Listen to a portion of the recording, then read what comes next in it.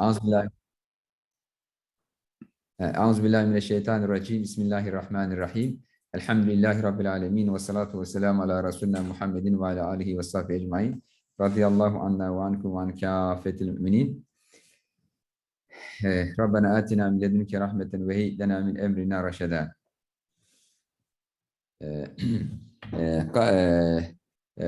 Kâle İsa aleyhisselam. So Isa aleyhisselam said that, Ya ma'şerel havariyyin, cevvi'u butunakum la'alla kulubakum tara rabbakum. So he said that, oh my hawaris, hawariyun, these are friends of Isa alayhi salam. These are his ashab, people who believed in him. And their number was limited. There was only 13 of them, and one of them betrayed him. So he said, "Oh my ashab, jabi'u butunakum, keep your stomachs hungry. La'alla kulubakum tara rabbakum, so that your hearts, the eye of your hearts, open." And you see your Lord.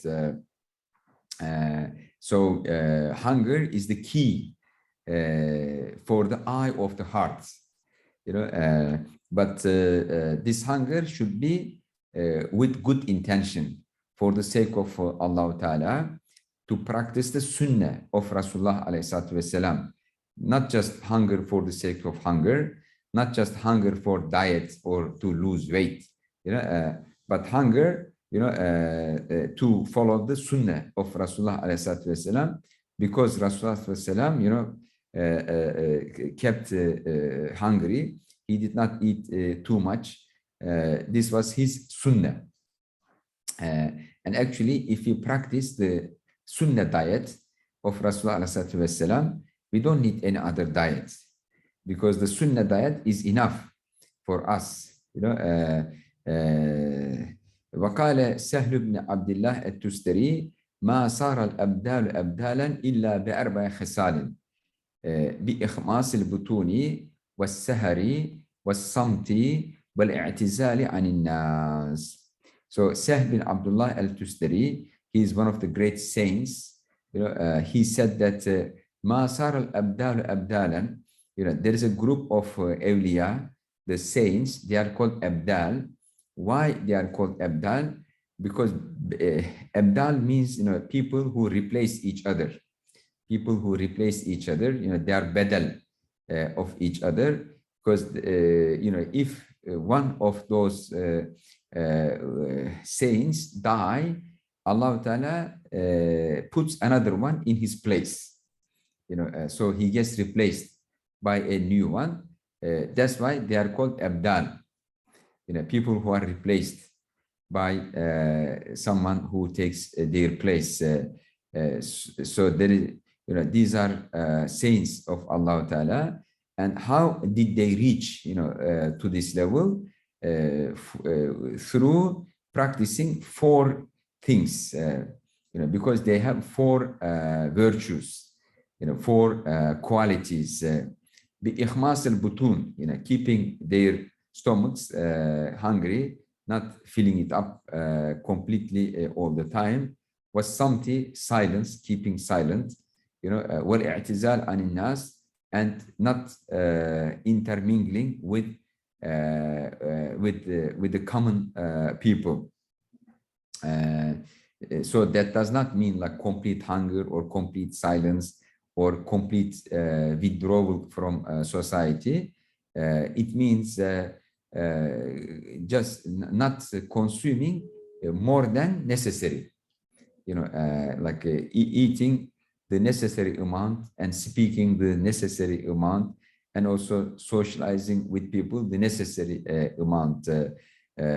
Because our nafs, tells us to eat more than what's necessary, and our nafs tells us to speak more than necessary, and our nafs tells us to socialize, with other people more than necessary. So this is kind of like waste of time, and also it leads to ghaflet, negligence from the zikr of Allah Ta'ala, because like eating too much, speaking too much, socializing with the Ahlul Ghaflet, Ahlul Dunya too much, these will make you forget Allah Ta'ala, make you,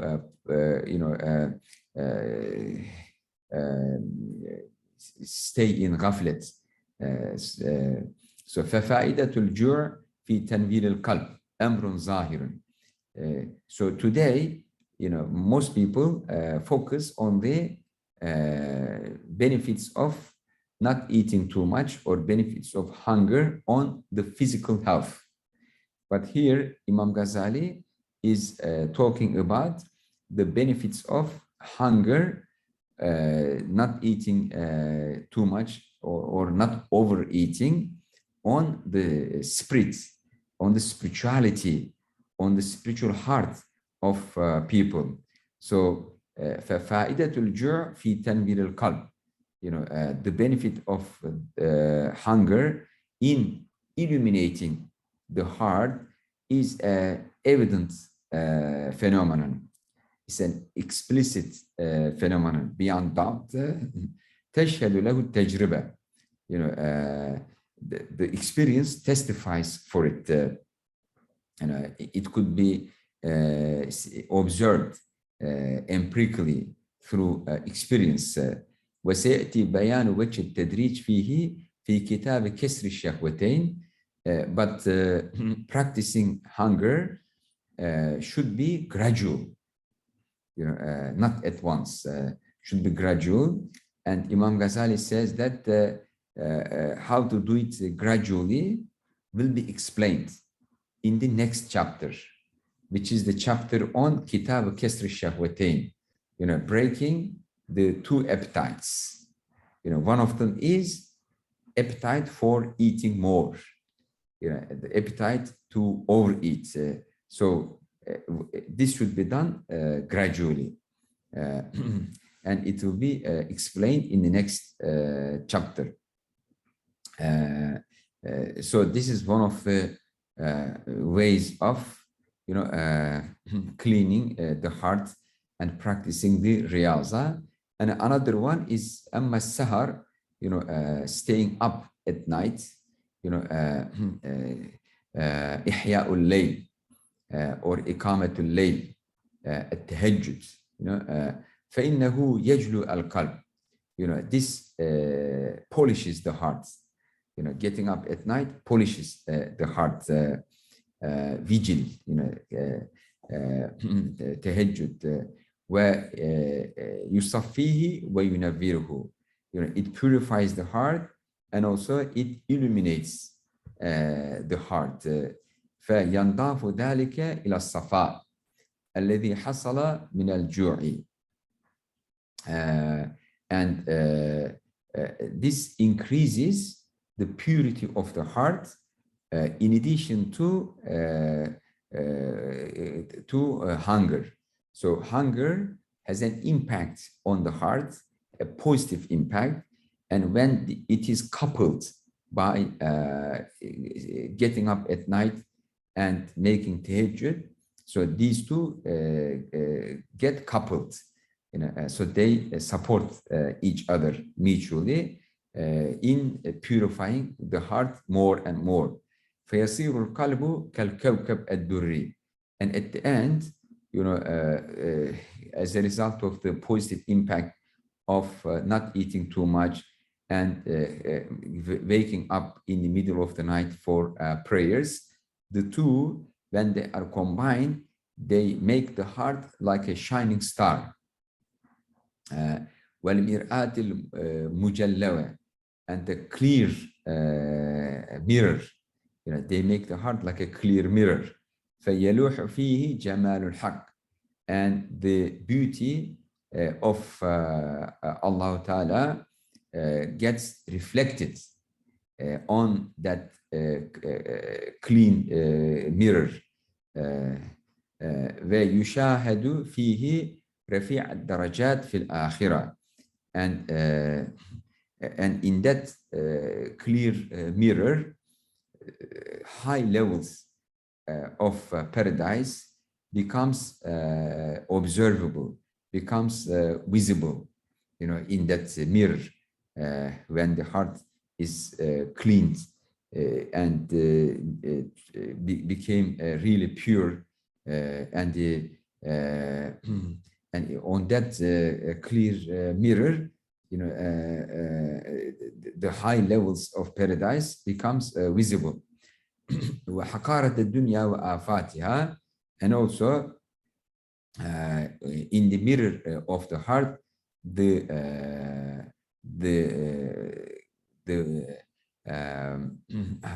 value, it becomes clear that this world doesn't have any value. It is really, valueless. It doesn't have any value, and also afatiha and its negative impacts, the disastrous, detrimental impacts on the heart also becomes clear when the heart is pure. So that kind of knowledge, knowledge about the beauty and glory of Allah Ta'ala, knowledge about the high levels in the Akhirah, and also the cheapness or the valuelessness of this world, and the of this world on one's spirituality becomes clear. فتتم بذلك رغبته عن الدنيا وإقباله على الآخرة. And all these things completes or perfects his desire to turn away from this world, and also to turn to the hereafter. Like all these things at the end, results in an urge in the heart of that person to turn to Akhirat, and also turn away from this world. So this would be the practical result of purification of the heart through hunger and waking up in the middle of the night. وَالسَّهْرُ أيضاً نتيجة الجوع. And actually, there is a close connection between hunger and waking up in the middle of the night. Waking up in the middle of the night is an outcome of hunger. Why? How? فإن السهر مع الشبع غير ممكن. Because getting up in the middle of the night is impossible if one's stomach is full. If your stomach is full, you can't get up in the middle of the night because it becomes really heavy on you. وَالنَّوْمُ يُقَسِّي الْقَلْبَ وَيُمِيتُهُ. And sleeping too much makes the heart hardened, rough, and also kills the heart. Like too much sleep kills the heart. إلا إذا كان بقدر الضرورة.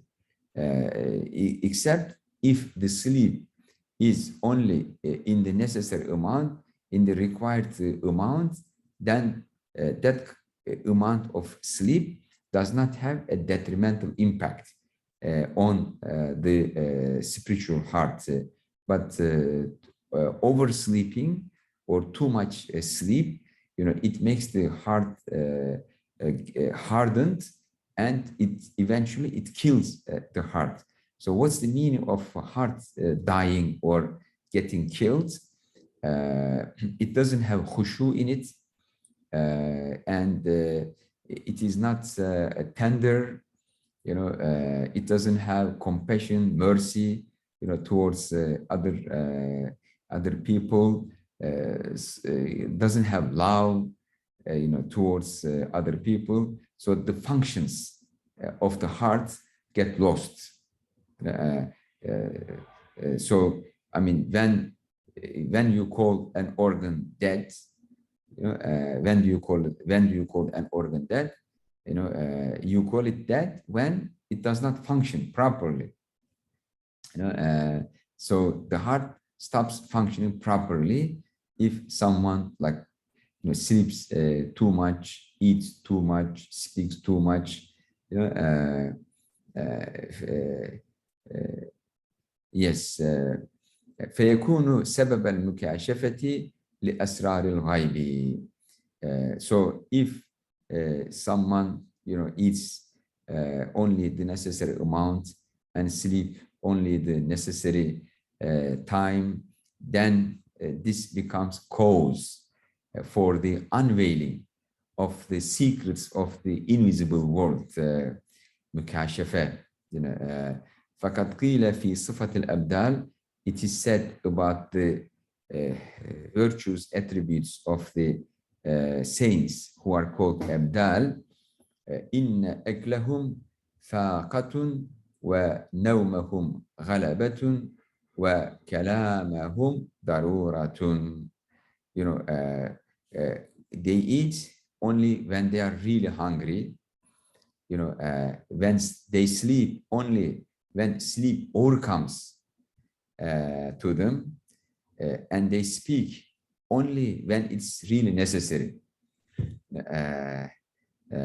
So this is their attribute. وقال إبراهيم الخواص رحمه الله, Ibrahim al-Khawwas rahimahullah said that أجمع رأي 70 صديقا على أن كثرة النوم من كثرة شرب الماء. So he said that 70 saints who are called Siddiq, they reached to consensus that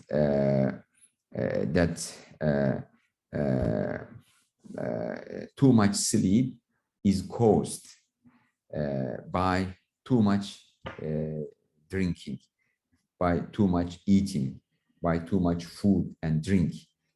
So if someone drinks and eats like too much, this brings too much sleep to that person.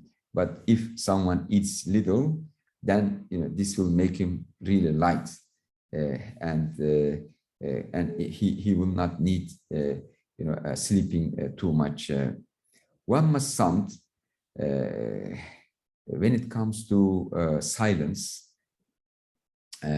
But silence here does not mean complete silence. Silence, these are concepts of tasawwuf, just like the concepts in other disciplines. You have to understand these terms as a term, as a concept, not understand their meaning in the dictionary. They are not used in the literary sense, not in the linguistic or dictionary meaning. These are used as concepts. So samt does not mean complete silence. Samt here means not over speaking, speaking only when it's required, when it's necessary, when it's useful. That's the meaning of it. فإنه تسهله العزلة. So this is the silence is also related with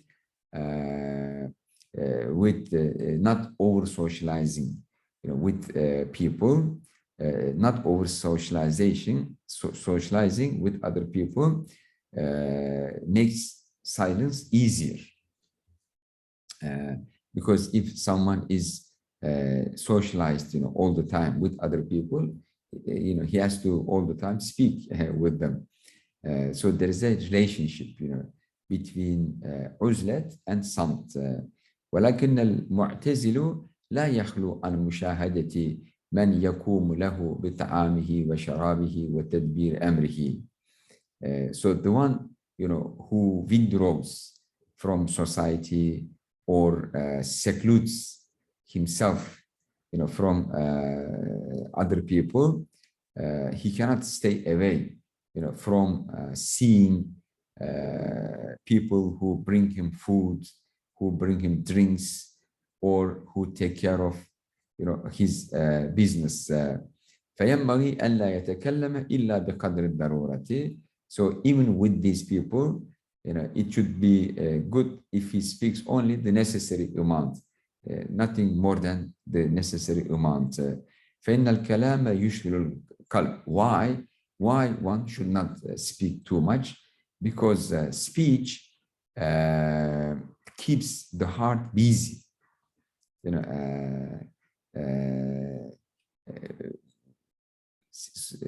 وشره القلوب إلى الكلام عظيم. And appetites of the hearts to speak is huge.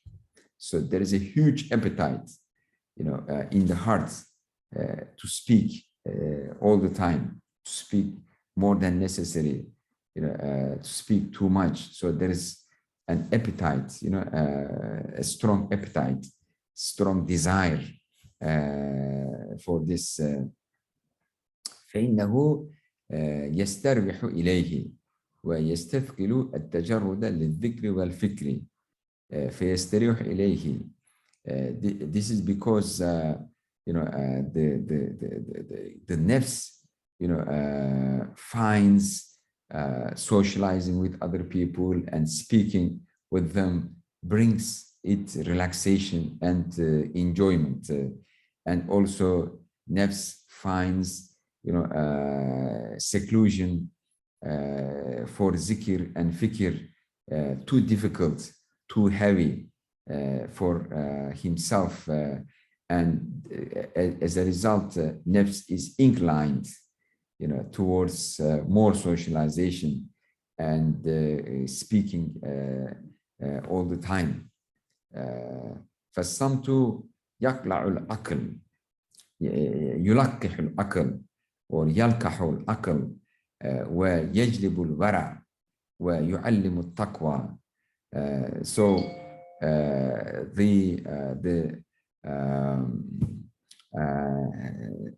the silence puts seeds in one's mind,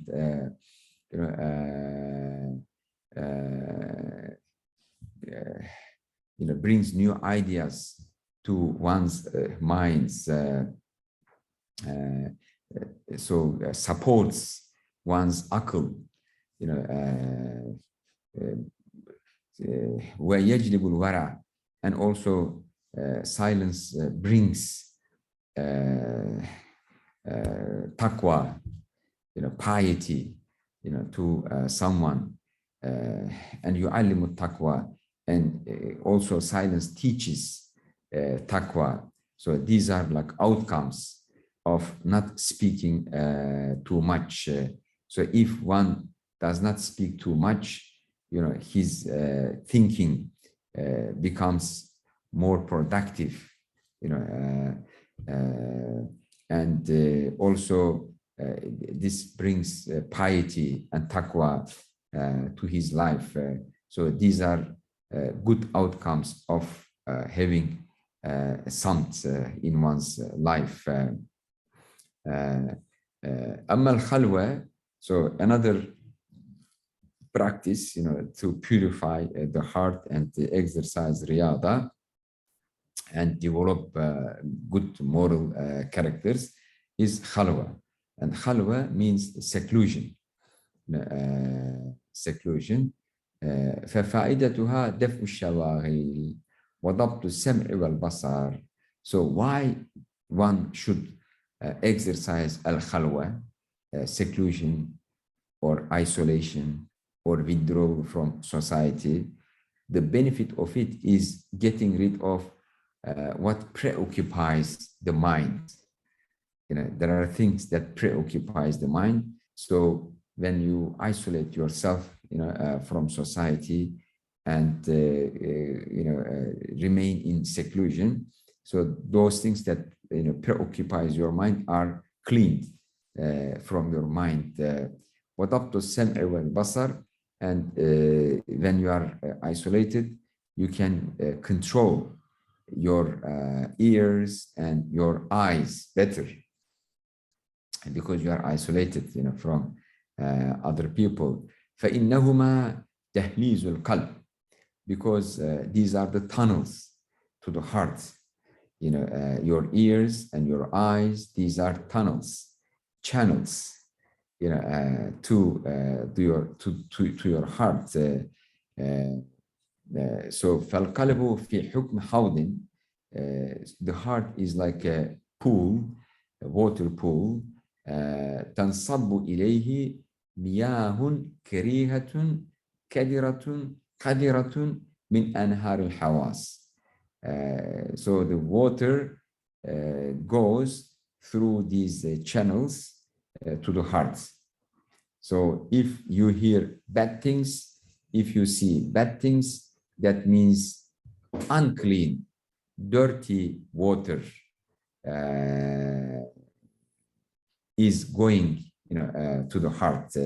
So, through the channel of five senses, impure, dirty water, goes to the heart, because heart is like a swimming pool or water pool, and through five senses, information, data comes to the heart. So if you see bad things, bad things go through the eye to the heart. If you hear bad things, go through the channel of the eyes to the heart. Same thing for other senses. ومقصود الرياضة تفريغ الخواص من تلك المياه. So the purpose of riyada, purpose of self-discipline, is cleaning the pool, the heart, from these impure, unclean waters, which comes from five senses to the heart. So this is a very good sentence. What's the purpose of riyada? What's the purpose of self-control, self-discipline? Controlling all your organs and limbs. It is cleaning the pool of the heart from unclean waters reaching to the heart. ومن الطين الحاصل منها, and also cleaning the heart from the mud which accumulated there as a result of these unclean waters reaching to the heart. لينفجر أصل الحوض, so that the water springs up from the bottom of the pool, water pool. So when the mud is cleaned from the bottom of the pool, the water from the bottom may come out more easily, may spring up more easily. فيخرج منه الماء النظيف الطاهر. So this way, clean water comes up from the bottom of the heart, and clean water fills the pool of the heart at the end. وكيف يصح له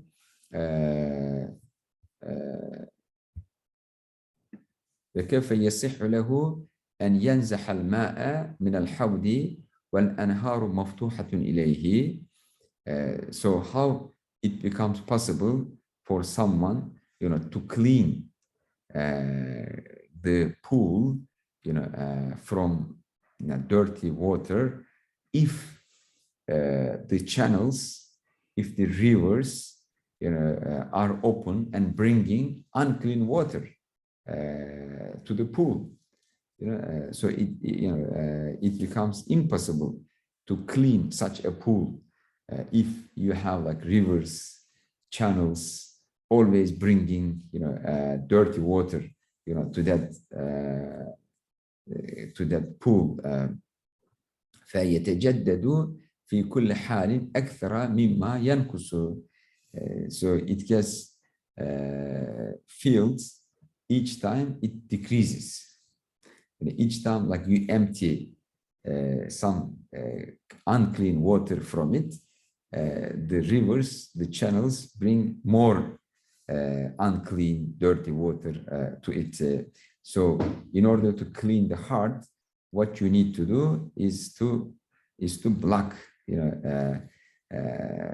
those channels, which allows unclean water to come to the heart.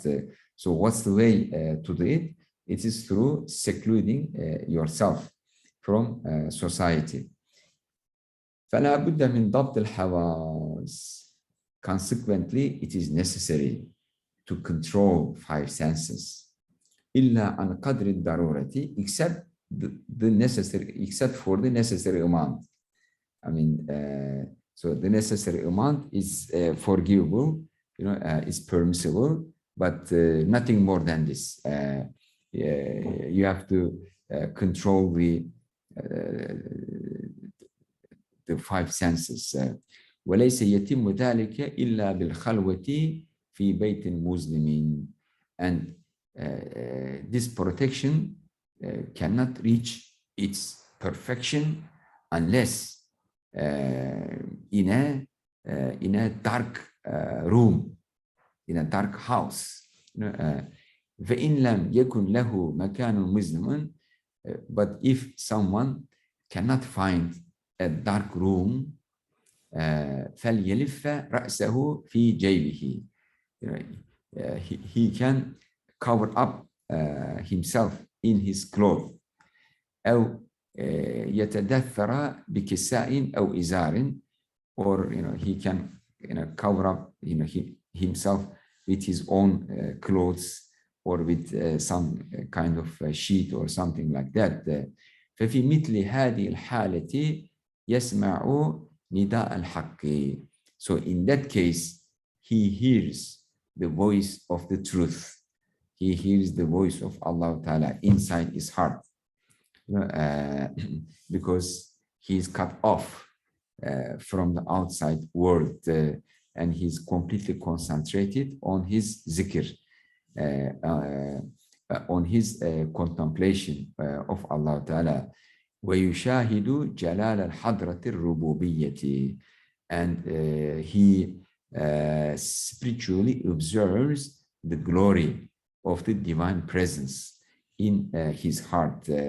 أما ترى, don't you see, أن نداء رسول الله صلى الله عليه وسلم بلغه وهو على مثل هذه الصفة. The divine call reached to Rasulullah عليه الصلاة والسلام when he was in such a state.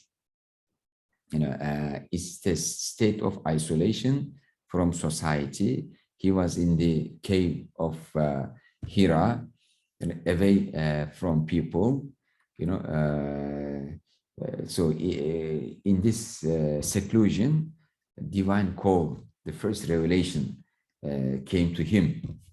فَقِيلَ لَهُ, he was addressed by saying that, يَا أَيُّهَا الْمُزَّمِّلِ, يَا أَيُّهَا الْمُدَّثِّرِ, the one who wrapped himself in his clothes. So Rasulullah was in such a state. He wrapped himself in his clothes, and he was in deep contemplation, thinking and zikr of Allah Ta'ala. And in such a state, he received the divine call. فَهَذِي الْأَرْبَعَةُ جُنَّةٌ وَحِسْنٌ. So these 4 things, they are like shields. They are like forts, castle, for protection. بها تدفع عنه القواطع وتمنع العوارض القاطعة للطريق. So with these things, with eating very little, speaking very little, sleeping very little, socializing very little, with these 4 things which protects the heart like a shield, like a castle.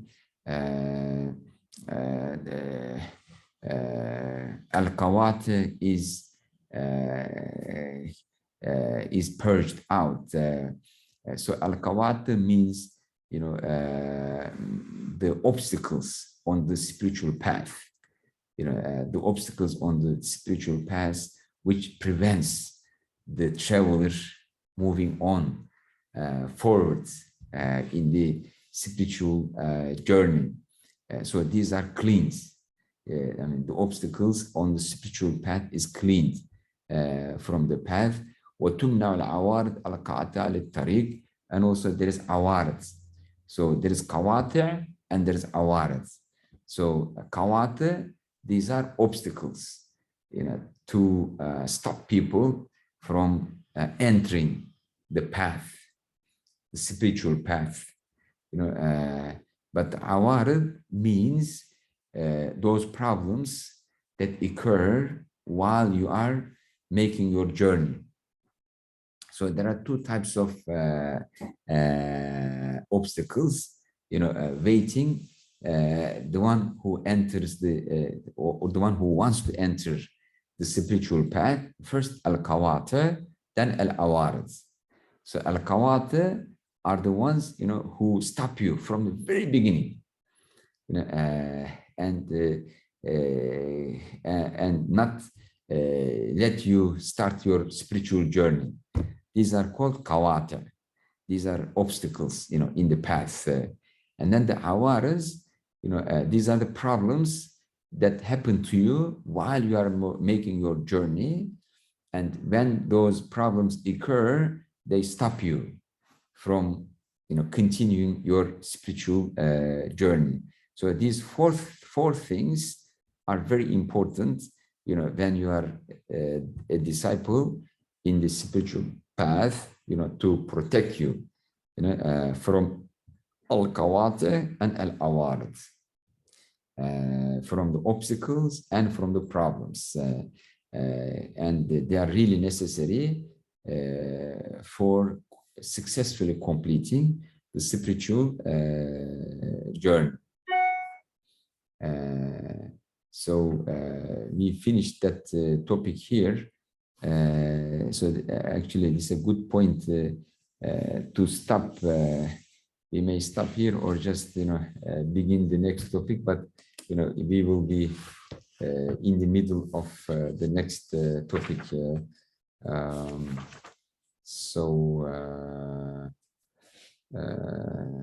Okay, let's continue until we finish that section also, inshallah ta'ala. فإذا فعل ذلك اشتغل بعده بسلوك الطريق. So when one achieves controlling his eating, his speech, his sleep, and his desire, his appetite to socialize with other people. So this is self-control in those four areas. After achieving self-control, اشتغل بعده بسلوك الطريق. Then he starts working on his spiritual journey. وإنما سلوكه بقطع العقبات. Suluk, spiritual journey, means passing by the thresholds, العقبات, thresholds. ولا عقبة على طريق الله تعالى إلا صفات القلب التي سببها الالتفات إلى الدنيا. So those thresholds in the path to Allah Ta'ala, they are related with the attributes of the hearts. So every threshold is related with an attribute of the heart, and that attribute in the heart is the cause of turning to the world. It is the cause of attraction to the mundane life, low life. So every threshold to be passed on is rooted in one of the attributes of the heart, which makes the heart get attracted to the mundane life. So you need to pass all these thresholds in your spiritual journey. وبعد تلك العقبات أعظم من بعض, but some of these thresholds are bigger or more difficult than the others. والترتيب في قطعها, and there's an order in the way you pass on, these thresholds. أن يشتغل بالأسهل فالأسهل. So the rule is that you start with the most easy ones, with the easiest ones. وهي أعني تلك الصفات أسرار العلائق التي قطعها في أول إرادة وآثارها. So the attributes in the heart that links you, that makes you attached, to this world. So in the beginning of your irada, of your life as a murid,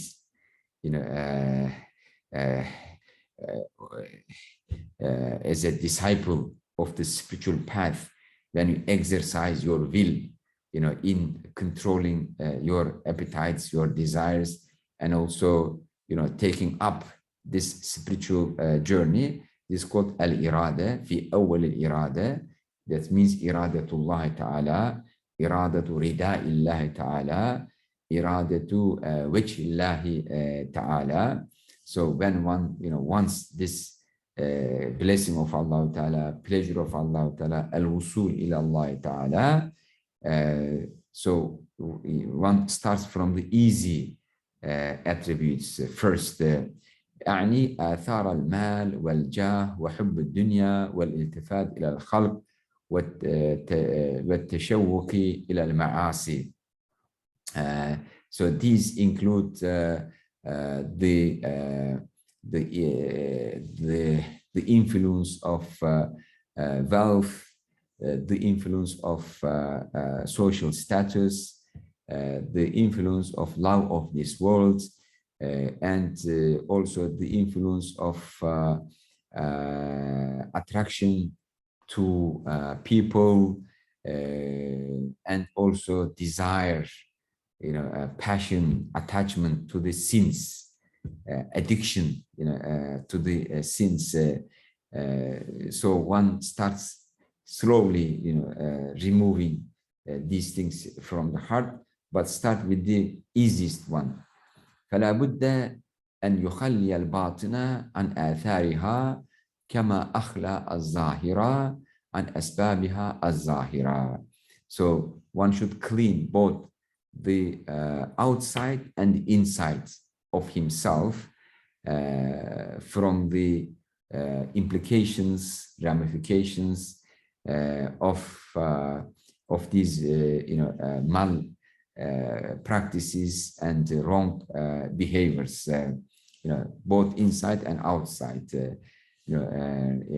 وفيه تطول المجاهدة, and struggle against these wrong actions, impurities, take long time.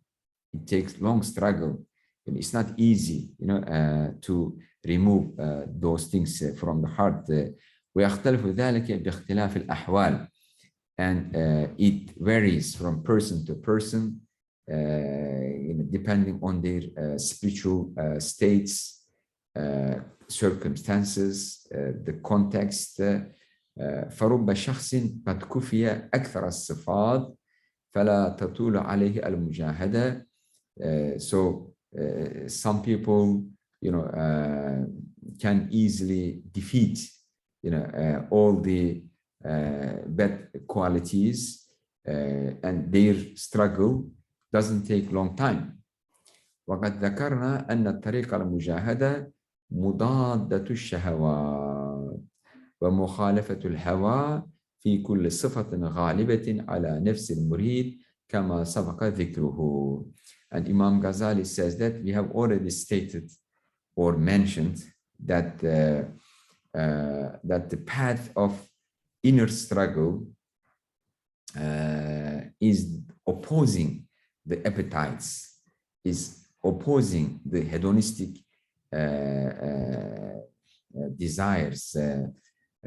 ومخالفة الهوى, it's it's opposition or resistance against hedonism, extremist attachment to the pleasures and desires in every attribute which controls the heart of the disciple. So sometimes attributes, bad attributes, control the heart of the spiritual disciple. So it requires a struggle, to remove these bad attributes which prevail over the heart of the disciple. And Imam Ghazali said these are all mentioned previously in the earlier chapters. فَإِذَا كُفِيَ ذَلِكَ. So when one is done, with this struggle, to defeat those negative attributes that prevail over the heart, أو ضعف بالمجاهدة, or those attributes become weakened as a result of the struggle against them. وَلَمْ يَبْقَ فِي قَلْبِهِ عَلَاقَةٌ, and eventually there remains no attachment to the mundane world in the heart of the disciple. شغله بعد ذلك بذكر يلزم قلبه على الدوام. Then he keeps his heart busy with the zikr continuously.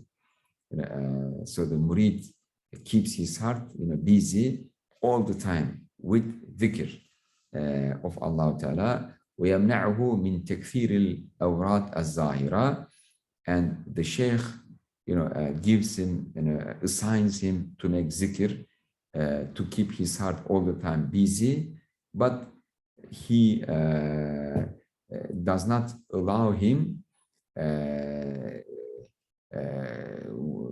to make a lot of verbal zikr, al-awrad al-zahira, verbal zikr, visible wird.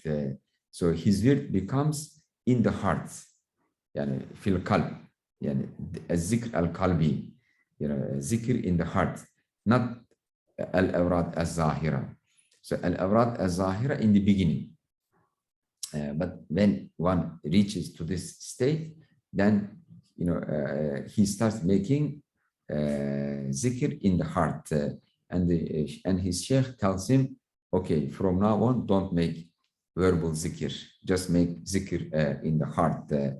بل يقتصر على الفرائض والرواتب. So he keeps only the fard prayers and also the sunnah prayers. Rawatib means as sunnatul rawatib, the as-sunan al-mu'akkada. So he keeps busy with those faraid and rawatib. ويكون ورده وردا واحدا. Then he has only one wird, وهو لباب الأوراد وثمرتها, and it is the essence of all zikr and fruit of all kinds of zikr. أعني منازمة القلب لذكر الله تعالى, and it is the constant preoccupation of the heart with the zikr of Allah Ta'ala, just zikr of Allah, nothing else. And that's the essence, that's the core, and also is the fruit of all other kinds of zikr, just Allah, that's it. بعد الخلو عن ذكر غيره, after abandoning other kinds of zikr in the heart. ولا يشغله به ما دام قلبه ملتفتا إلى علائقه, but the Shaykh does not assign him the wird of Allah if the heart is attached to the world.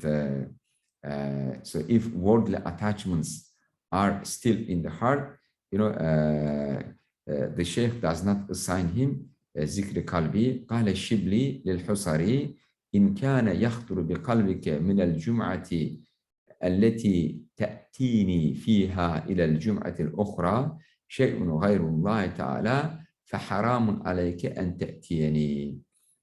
So Shibli told Husari that, and Husari used to visit him every Jum'ah, and he told him, if something other than the zikr of Allah Ta'ala comes to your heart from the Jum'ah, you visited me, until the next Jum'ah, you are going to come to visit me, it is forbidden for you to come to me.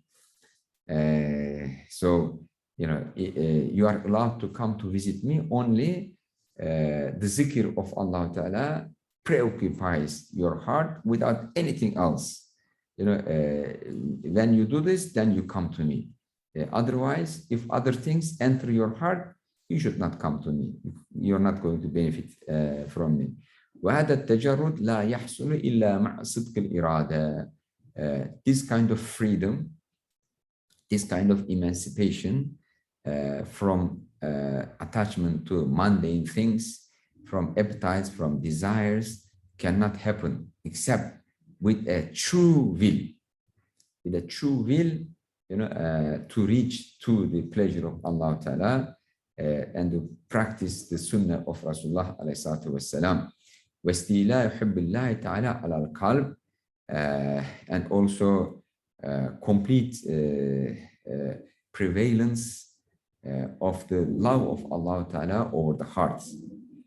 Otherwise, that kind of emancipation cannot be achieved. There should be like a صدق الإرادة and استيلاء حب الله على القلب. Otherwise, that kind of emancipation cannot be achieved. حتى يكون في صورة العاشق المستهتري الذي ليس له إلا هم واحد. So he should be like a lover who is lost in his love, and he doesn't have any thinking, any concern except this love, except his love. Sometimes you have people like this, who are completely lost in their love, in their attachment, and they cannot think anything else.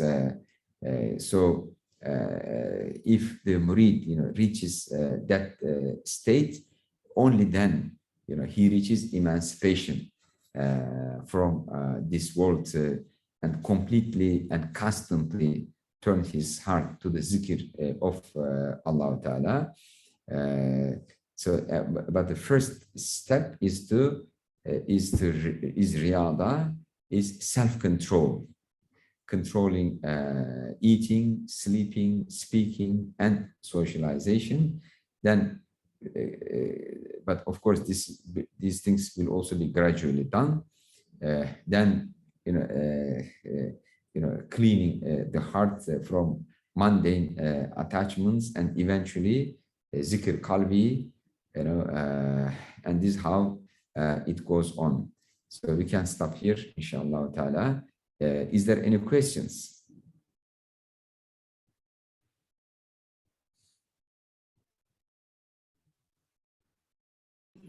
Hocam, not a question, but maybe as a contribution. Yes. The shepherd, to be shepherd, is mostly known as profession of the prophets. Yes.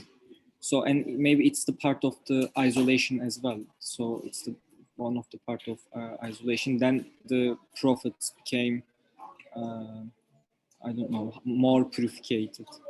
Yes, yeah, you are right. They were like in the mountains, dealing with the animals rather than the human beings.